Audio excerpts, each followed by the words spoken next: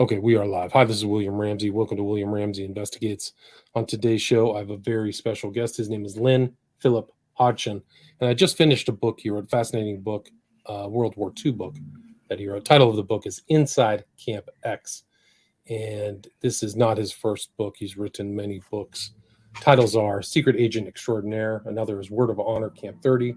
Another is Silver Dagger. Then two, Camp X Final Battle and Vengeance Weapon. Also, Dispatches from Camp X, Ajax, Arsenal of Democracy, Mills of the Gods, and then a new one that just came out is titled The Birth of Special Operations in Canada. And his website, where you can read about his books and himself, is www.camp-x.com. And I will include that in the show notes so you can just link right on through. But Lynn was born in the city of Toronto, Ontario, Canada in 1946. When he was 13, his father purchased an amusement park in Pickering, Ontario, and named it Paul Lynn Park after Lynn and his brother Paul. It was there in Pickering that the brothers grew up. He married his high school sweetheart, Marlene, and they celebrated their 50th wedding anniversary in 2014. They are the proud parents of two married daughters, and they retired to Burlington, Ontario. And he's the author of this best-selling book, again, Inside Camp X. He was a successful businessman for 35 years, working for Johns Manville Corporation. Among his achievements was the design and implementation of the first distributed integrated computer system called CSS early in the 1970s, which was to become the basis for most online computer systems used in business today. He was director of business logistics while working for a subsidiary company in Quebec with a large project team under his supervision. He has spoken to over 100,000 public and high school students in the past 10 years, enlightening them to their rich historical heritage here in southern Ontario. He was a volunteer at the Camp X Museum in Oshawa and is past chair of the Scugog Shores Historical Museum, past vice chair and director of the Kawartha Region Conservation Authority, or the KRCA, director of the Military Heritage of Durham Region. He's also elected municipal councillor for Ward 3 in Scugog Township for over 7 years and was chair of the Powerful Finance Committee and Works Committee. But again, we're going to talk about this fascinating book, which I've read through. Like, I love World War II books. And this was something I wasn't that familiar about. Justin Bizot of the Divulgence podcast told me about this book and sent me a copy of it. So I was able to read through it in its entirety and really learned a lot. So I'm delighted to have the author today. So Lynn Philip Hodgson, welcome to the show. Thanks for your time. Thank you, William. Happy to be here. Awesome. So for people who may not have read your book or heard, this additional background, can you talk about, I know you grew up in the area where this camp was, but can you talk about your interest and what led you to write this book, Inside Camp X? Yes. I've always had an interest in World War II. Of course, when I was born, it was just shortly after World War II was over. And I grew up with many of the soldiers who went overseas and fought in that war. And as a matter of fact, I remember vividly that when I was young, it was an obligation of yours to attend a Remembrance Day service every November the 11th. And there would be a parade, and we would literally watch thousands of soldiers march by. But you'd have the day off school, but you had to attend that Remembrance Day service. And there were thousands out there for it. So that was my interest that got me started in this particular venture that I got into. Plus the fact that when A Man Called Intrepid came out in 1976, my wife and I, Marlene, were living in Whitby, which was a stone's throw away from Camp X, of course, unbeknownst to us. So after reading the book, there was a natural interest there to find out more about it. And I started to do research, and I was amazed that nobody else was doing this at the time. So I jumped on the opportunity, and it's been an amazing tour, that's for sure. Right. And I think on your website, it just has in the opening page that you've been researching Camp X for over 40 years. And for people who don't know, A Man Called Intrepid was about a very important figure during World War II by the name of William Stephenson. And he got that name supposedly from Churchill, right? Correct. Yes, he got the intrepid part of the. It was on the front of all the teletypes that were going back and forth between Camp X and Bletchley Park in England. So it was a lead to the teletypes. Gotcha. So that was kind of his code name. And can you Right. talk for people, the locale, like you grew up kind of in that area? Can you talk about the location of this camp and how it got started and why it got started? Yeah, this area, which is called Durham Region, has a population now of 860,000 people. Back then, it was mostly farmland back in the 40s. And but during the war, it was very, very rich in talented people who obviously got involved in the war immediately in all different aspects of it. But for example, just 6 miles west of me is the town of Ajax, and it was called DIL, Defense Industries Limited. There, 9,000 women filled over 40 million shells. It was the largest ammunitions plant in the British Commonwealth. And then, of course, there's Camp X just down by the lake. And then just another 6 or 7 miles to the other side is Oshawa Airport, where they trained over 2,000 pilots who would go on to fly Hurricanes and Spitfires and Lancasters. And then just another 10 miles to the east of that was a German POW camp where they had over 800 senior German officers, including 3 German generals in turn during the Second World War. So the whole area was very, very rich in staging soldiers for going overseas. And what was the purpose of this camp? It definitely had a designation, kind of a secret designation. I think it was STS 103.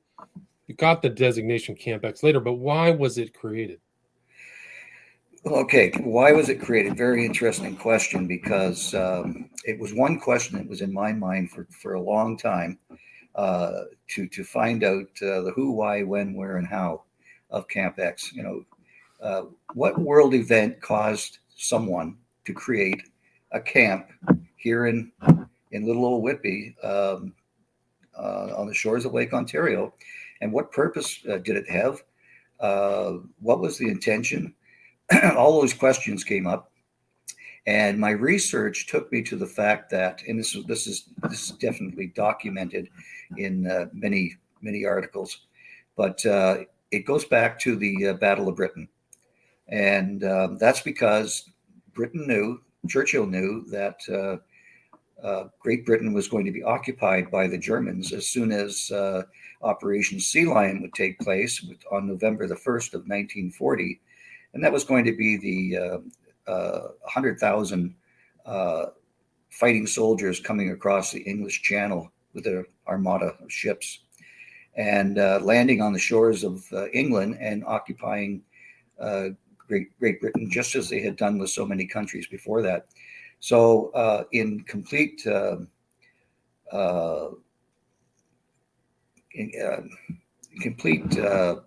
desperation, Churchill came up with a couple of things that he had to do immediately as the Battle of Britain was taking place over the skies of London.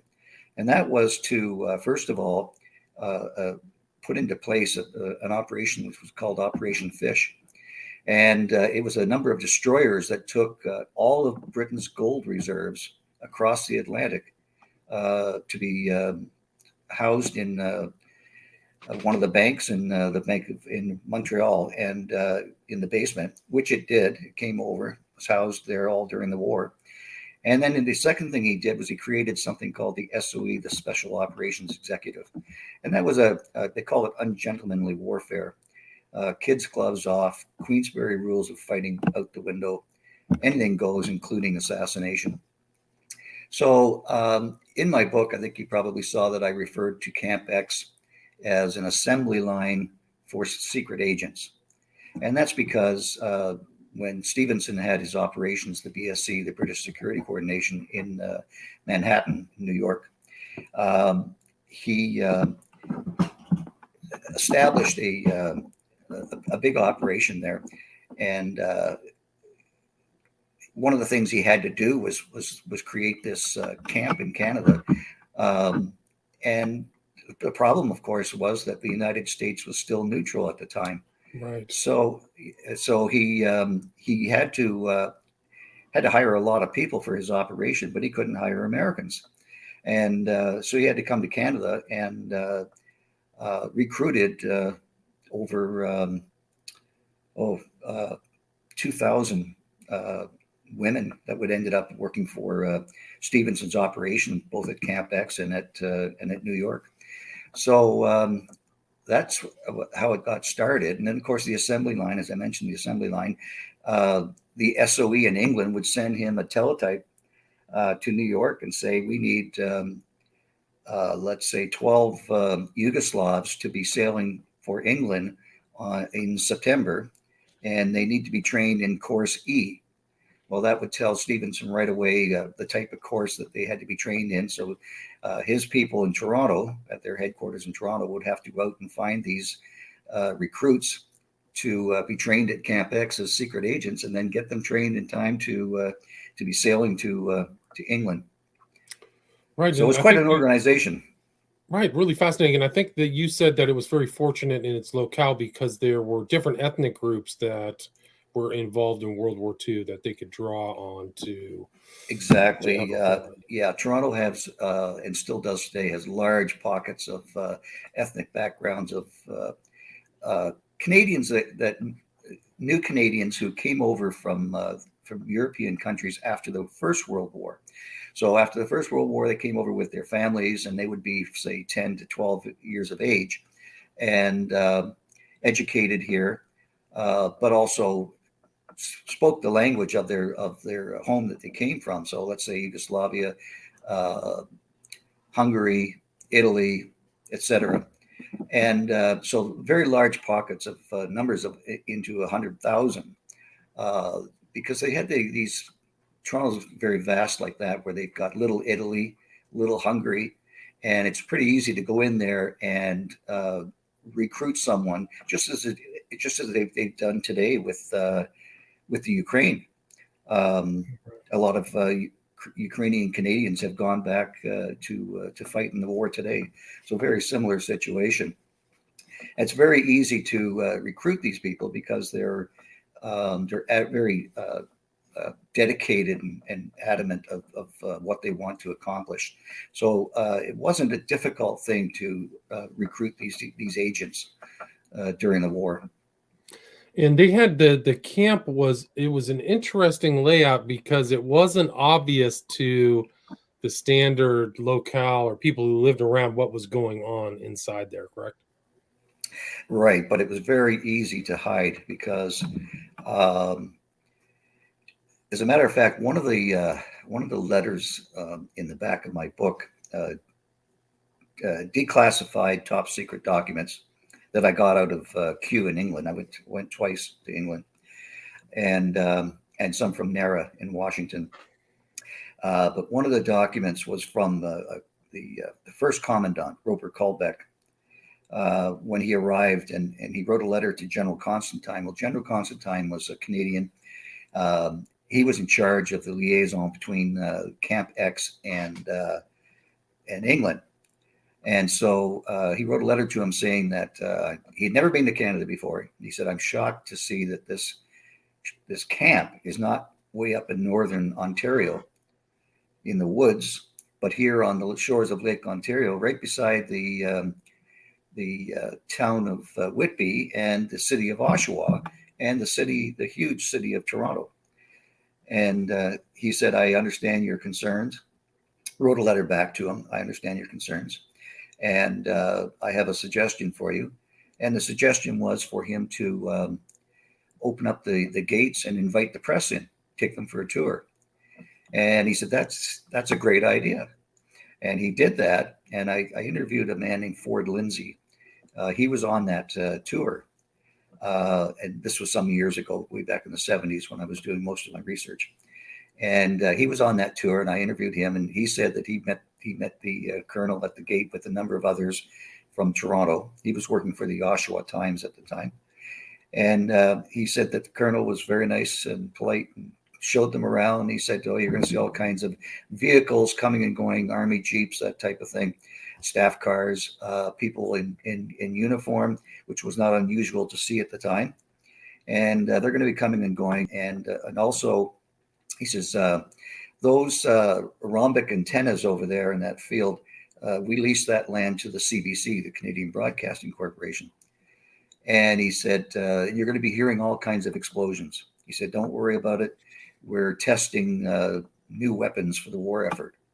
So they bought onto it. And every time somebody called the newspaper and said, what the hell's going on down there? They would say, don't worry about it. They're just testing new stuff. And that's the way it stayed throughout the whole time. But it did get the name Camp X from the areas and the people in the area, that the locals, the farmers, and everyone in the town of Whitby, because they knew what was going on. They knew something was big. It was a big secret. You weren't allowed to go in, and so they named it Camp X, and the X stood for mystery, the mystery camp, because it didn't have a name. Right, didn't really have a name. It had some military name, but also it was open the day before the bombing at Pearl Harbor, right? So it was fortuitous. Well, that's very interesting too, because as I was doing my research, I found out that, and this is again declassified top secret documents that I have in my possession. I found out that one of the letters was written on December the 6th, 1941, and it was from Rupert Colbeck writing a letter to say that morning, to say that he had arrived safely and was telling General Constantine that things were operational. But that afternoon, he received a teletype from New York saying that the Japanese had attacked Pearl Harbor and that the United States had declared war on Japan, and now they were in the war. Previous to that, as part of the Lend-Lease agreement, Roosevelt, and as you know, Churchill was desperate for the Americans to get into the war. Right. So he was constantly after Roosevelt to provide something. So through Lend-Lease, of course, he did. But he said, there's another way I can help you. When they had their meeting, he said, I can supply you with manpower. You can do whatever you want with them, but soldiers and young men, good shape, that type of thing. And he said, now they cannot be trained in the United States. They must be in either Canadian or British uniform. They must have identification of a Canadian or British person. And basically, they no longer exist once they leave here. And so that was all set up. And there's a place called, on the American side at Niagara Falls, there's a place called Roosevelt Beach. Roosevelt Beach was a staging area for these agents. It was a military camp. But it was a staging area for these agents. They were all being prepped. They were all ready to go. And what they were going to do is they were going to come across the Lake Ontario under the cover of darkness, and you could land right on the shores of Lake Ontario at Camp X, and walk up the hill, and you were inside the camp. So it was a perfect setup. Well, of course, when the Japanese attacked Pearl Harbor, it changed the whole ball game. They no longer had to do that. They could come up by train. They could fly into Oshawa Airport in uniform. They could drive up across the Peace Bridge. It was a whole new ball game after that had happened. Right. And can you talk, I mean, if some famous people went through there, Ian Fleming had an experience through Camp X, the author of the Bond series. But can you talk about the program and what the training was like, and some of the characters? There were a variety of different people who trained different skills for these agents, right? Yeah. Well, yes, and that's a good point, because in Britain, they had some 50 or so of these various camps, but they were all unique. So, for example, Manchester, England had Ringway, which was parachute jumping. And that's all you did there. Bletchley Park had signals. Morse code. And of course, that's all you did there. And then a school called Bewley, that was for sabotage. So they had all these different camps, but of course, with Canada, that wasn't that just didn't fit into the cards. It wasn't going to work. So what they had to do was send experts over here. So when Roper Callbeck came over, the commanding officer, he brought all of his people with him, and they were all experts in one of these fields. So, for example, they had one guy was an expert in explosives. Another guy was small arms weaponry. William Fairbairn, the most talented silent killer in the world at the time, was there at 59 years of age, brought out of retirement, sent straight to Camp X to train men who were 20 years of age. Morse code signals, of course. So they had a staff of about 15 senior officers who were all experts in all these fields that I'm mentioning. And of course, that would take care of all the training that the agents would require behind enemy lines. And how long was the program for the agents that passed through there? I mean, it was kind of almost like basic training or something, right? Well, there were different. They went to basic training in Camp Borden, which is about 40, 50 miles north of here. So they went to Camp Borden first for basic training. Then once they graduated from that, then they were sent to Camp X and all set up ready to go. But once they got to the camp, as I was mentioning, SOE would put in a requirement for some particular area that they needed. And so they had A, B, C, D, E types of syllabus for the camp. And so A could be 2 weeks training, B could be 4 weeks training, and so on, and then down to E, where you would have 12 weeks of very competitive and repetitive training in all of the areas that I mentioned. And that usually meant that you were going to go in and you were going to be in there for some time. You were going to be there for a long time. I mean, behind enemy lines. Right. So they were going to send you right into the kind of warfare. But it wasn't just about training. There was also a very significant component about communications and this whole Hydra thing. Can you talk about that as well? Yeah, communications was the Hydra operation. It was it was the most powerful radio in the Western Hemisphere at the time. It was built by hand by a man and his team of operators. A man named Pat Bailey, Benjamin DeForest Pat Bailey, a Canadian, and very brilliant man, absolutely brilliant. And he actually, once he got up and operational, completely operational at the camp, he invented a machine called the Rock X. And it was actually named after the Rockettes of Manhattan, where he was had his office with Bill Stevenson, of course. So he built this Rock X. It was never broken by the Japanese or the Germans during the entire war. It was the one machine that was never broken by either side. So he created all of that himself, and then of course another colorful fellow was, as you mentioned, Ian Fleming. Ian Fleming was there in August of 1943, and he was there with a group of people that were under him called AU-30, and that was Assault Unit 30. So they were what you would call Navy SEALs, and their expertise, of course, was all underwater. They were training at the camp in Lake Ontario with one-man subs. And what they were doing, of course, was attaching limpet mines underneath the hull of a freighter that would be moored just off the camp. So that's, of course, where he obviously picked up much of what he had in the early James Bond movies.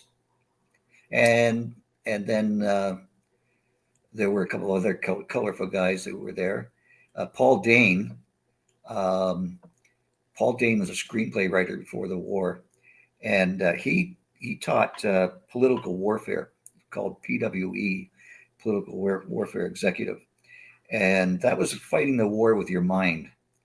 And I liken it to a game of chess where you've got to be 3 moves ahead of your opponent, at any given time. And it was how to outsmart the Germans and how not to be captured. And if you were captured, how to basically fight with your mind and not weapons, because you obviously wouldn't have any. Right. So there was all kinds of training going on. People were going off into, drop missions, Yugoslavia, Tito, and all that. Can you talk about some of the missions these agents were sent on? Everything you can imagine, including assassination. One mission that I wrote about, a fellow named Joe Galeni, his mission was to go into Hungary and actually try to convince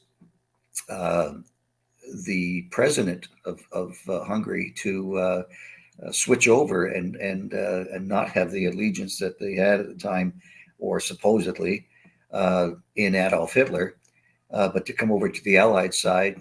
His job was to convince him that the Germans were going to lose the war, and he could help by making it happen faster by coming over and joining the Allies. So that was a typical mission. Another one was sabotage, where they would actually go in and blow up a Messerschmitt factory or something like that. Obviously, very dangerous missions. Others were recruitment. They trained a lot of women, not at Camp X, but in the schools that I mentioned in England. And they were trained early on in the war to go into France. They actually had the greatest number of losses because of how dangerous that work was. The Gestapo were so strong in Paris and France that they could easily pick up some of these agents, and of course one would lead to another. So, but to go in and train and recruit the Maquis in France. So that was typical. When they were dropped with a canister. When they parachuted in behind enemy lines, a canister was dropped with you, and it was full of uniforms and weapons and everything that you would need to fight and train the recruits. I mentioned assassination. That is a fact. The SOE, Special Operations Executive, successfully assassinated a man named Reinhard Heydrich, the Butcher of Prague, they called him. He was the protector. That was supposed to be Hitler's second in command. That was the person who was going to take over. Absolutely he was. And when Hitler was going to take over the world, as it was his plan, then he would have retired eventually, and Heydrich was going to replace him. And he was absolutely ruthless. And so the Allies wanted him liquidated. And I actually have the documents of that whole plan of the training that was done, all the weapons that were sent with these two Czechoslovakian SOE agents, and the actual assassination. So everything you can imagine, everything you can think of was in play. Right. So there was all kinds of missions, and it was interesting. You brought up Sterling Hayden was in the book. Who right? Was, yeah, that was interesting. Well, that's another interesting and great point. A lot of actors in Hollywood were part of this organization. Were part of what was called the British Security Coordination and the OSS. Julia Child was an agent with the OSS, and so a lot of Hollywood actors were involved. And the reason why they were involved is because they were going on those USO tours when the United States was neutral. And of course, they could get into a lot of these countries, or various countries in Europe, and they were briefed ahead of time by the OSS and said, we want you to look out for this. We want you to note this, note that, document everything, bring it all back. And then they were debriefed once they'd come back home. So a lot of them played a huge role in that theater of war. And there's just a lot of things going on. And it is interesting, like there were other kind of connections. You write about the connections to the POW camp, right? Yes. Bowman. Yeah. Can you talk about Yes. Yes. Yes. As you said, they were involved in everything and anything you can think of. Skilbeck was the third and final commanding officer of Camp X. Cuthbert Skilbeck, his name was, spoke fluent German. So what they came up with is a scheme where they would capture overseas a German officer who was highly involved. Let's say he was involved in the V1 and the V2 operations. And they got him as far away from Germany as possible because they didn't want these guys escaping. So they sent them all to Canada. And they also sent some down to Arizona, quite a few down to Arizona. But they sent them to this camp in Bowmanville, just not far from here.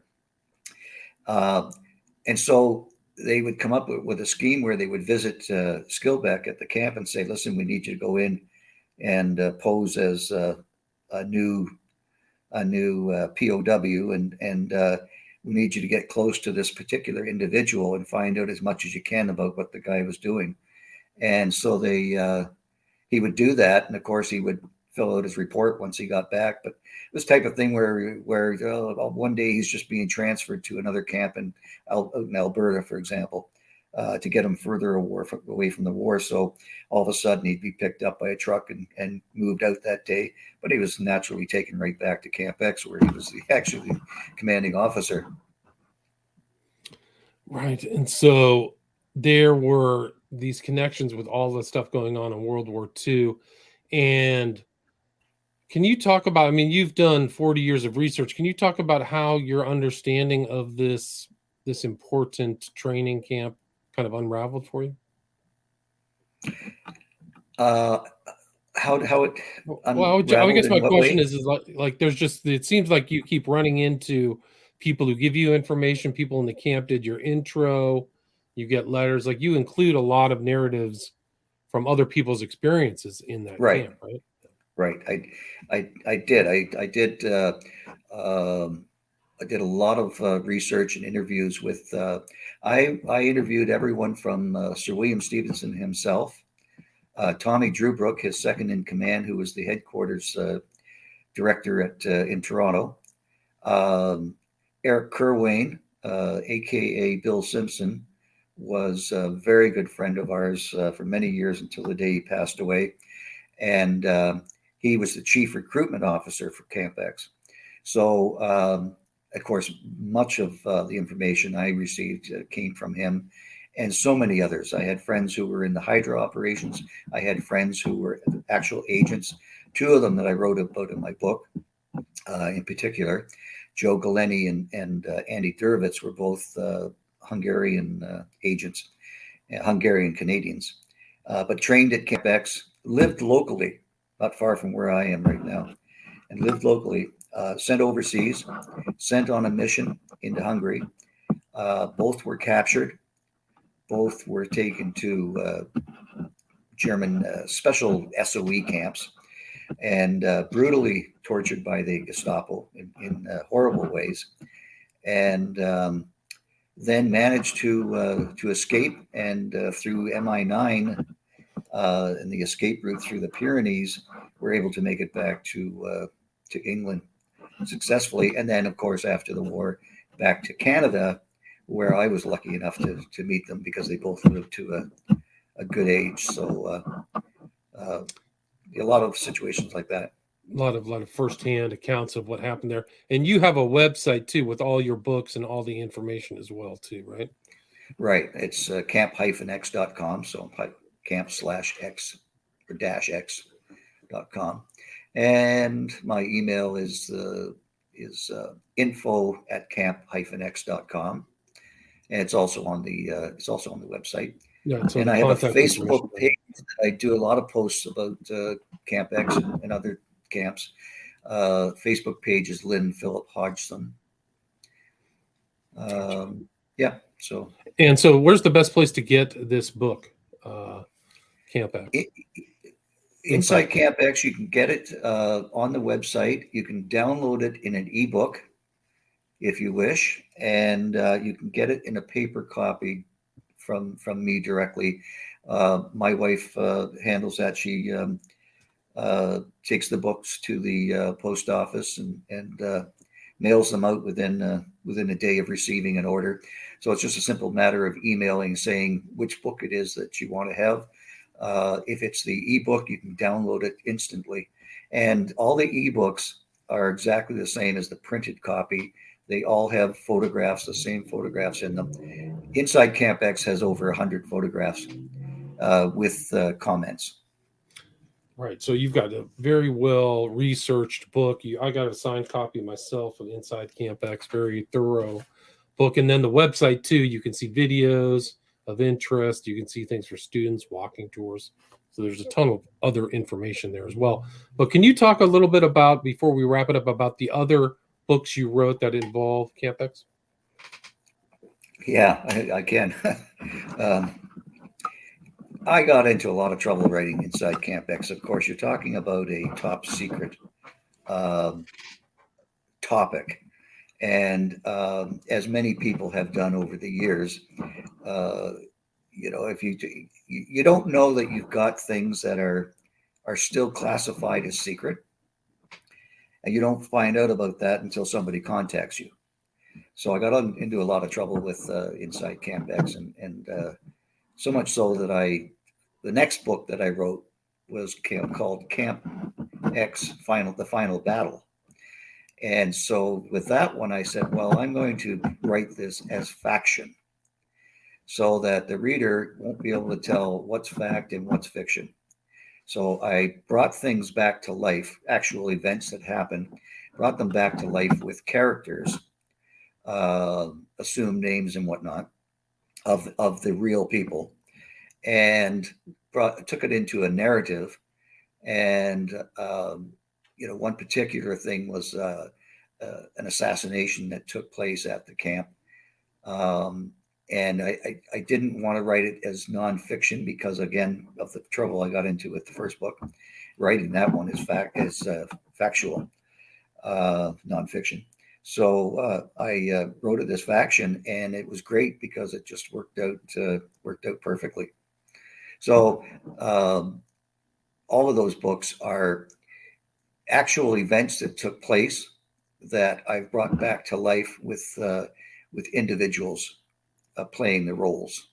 Gotcha. So there's their faction that's Final Battle, Vengeance Weapon, and Dispatches from Camp X. So there are more stories. Dispatches there's three books that are nonfiction. Inside Camp X, Dispatches from Camp X, and the history of special operations in Canada. Those three books are nonfiction.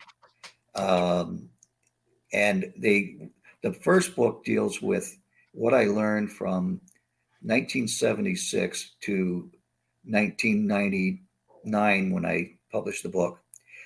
Dispatches went from 1999 to 1999 to 2011. Sorry, 2011. And then the third book was 2011 to the present. So it tells the three books tell the complete story, day one to the end. I see. And then the new one that just came out is The Birth of Special Operations in Canada, right? When was that published? That was published 2 years ago. And that book is very, very popular with, I just sent a book to Australia. I just sent a book to Iceland. It's very popular with intelligence organizations. And it's designed for intelligence organizations because it really is a history book. It has a lot of the declassified top secret documents that I was talking about quoted within the book. So it's a learning tool for secret agents of today. Those who are fighting with in the Middle East and wherever else. So it's very popular with those organizations. I see. Well, I'll put that in the show notes. I'll put a link to the new book, also a link to your website. And again, the author's name is Lynn Philip Hodgson, and the book we talked about today is Inside Camp X. Thank you so much for your time. Thank you. All right, take care. Stay there. Stay there.